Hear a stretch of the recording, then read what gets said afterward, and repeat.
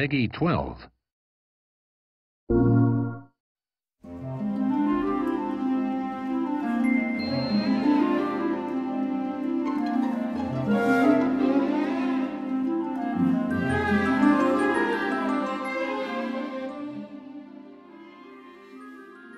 Welcome to Sony PlayStation's The Science Behind the Magic. I'm Steve Mould, I'm a scientist, and I'm going to show you some of the science behind the game Sorcery. In this game you play Finn, and you have along with you a sidekick called Erline, who is a talking cat. And sometimes they go to dangerous places and get in trouble, and they unleash some very powerful magic. And he needs to figure out how to use his wits and to use his magic to get out of tricky situations. So he's got his wand and he can move things around, and he starts to learn how to command the elements like fire and wind and ice and lightning. But I want to show you how you can do some of that magic in real life.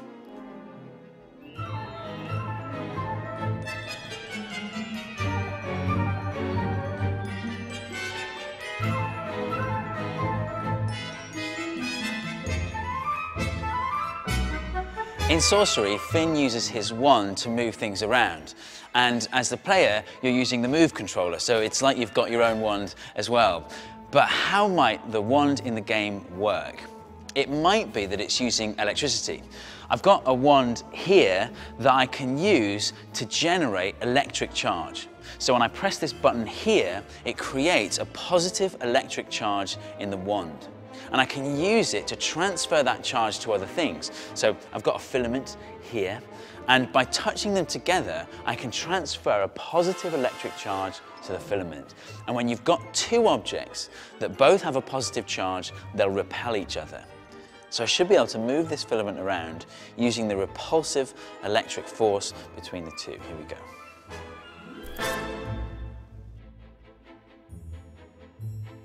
So you can see the positive charge in the filament is being repelled from the positive charge in the wand, and I can use that science to move this thing around.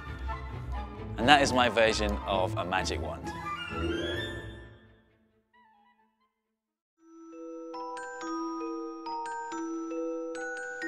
In the game, Finn learns to command the wind, and he uses it as a weapon against his enemies.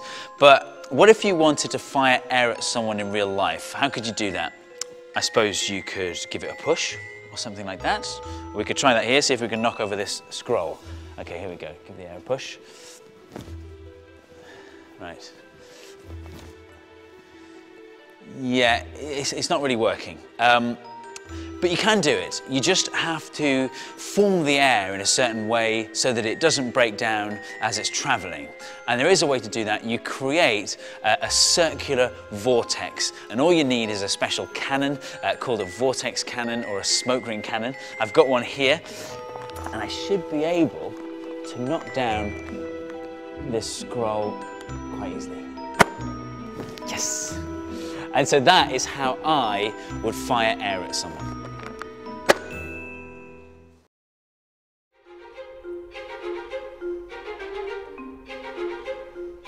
Lightning is one of the 6 main spells in Sorcery, but what is lightning in real life? Well, it's basically loads and loads of electricity passing through the air. And you know about electricity, you've got it in your home, it passes through the wires in your home, but you'll never see electricity jumping from one wire to another wire in your house. And the reason you don't see that is because air is a really bad conductor of electricity. So if I want to make electricity jump between these 2 rods of metal, I'm going to need to push really, really hard. And that means getting a really high voltage.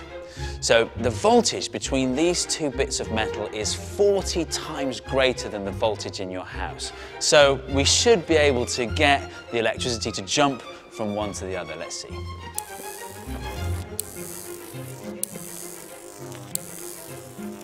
So there you go, electricity jumping through the air in real life. Finn is able to freeze rivers in Sorcery, and freezing happens when water goes below 0 degrees, but it doesn't happen straight away. water needs a little bit of encouragement to turn into ice. And so I've got some water here that's below freezing but hasn't yet turned into ice.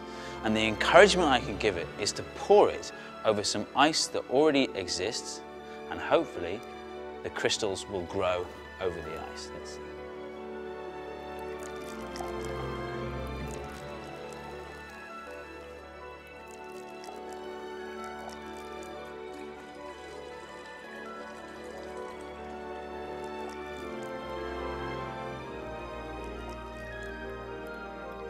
That's pretty cool.